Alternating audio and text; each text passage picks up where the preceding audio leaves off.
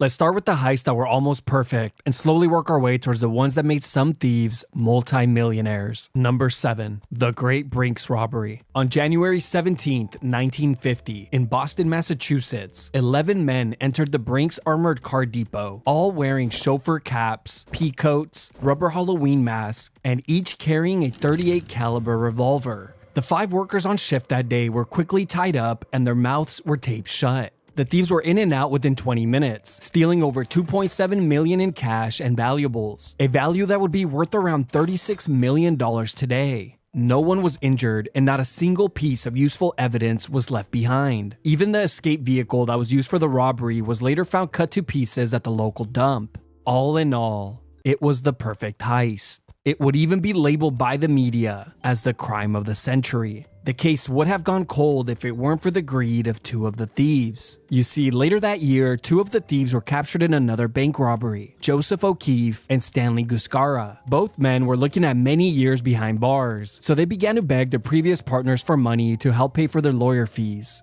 But they were rejected and were sentenced to jail. After serving his time, O'Keefe was released, only to be arrested once again. And just like before, he requested money from his previous partners, this time claiming that he didn't get his fair share in the Brinks robbery. But again, he was rejected. So O'Keefe threatened to testify against his previous partners unless he got some money. Soon after his threats, O'Keefe was shot multiple times by a hired hitman, but barely survived. While recovering in the hospital, FBI agents approached him, making a deal to testify against the men that tried to kill him. O'Keefe testified in court, explaining in great detail on how they managed to pull off the Brinks robbery, and all of his previous partners were sentenced to life in prison. Now, the crazy part is that if this trial had taken place just 5 days later, it would have reached the statute of limitations, and all the men would have gotten away with the perfect heist.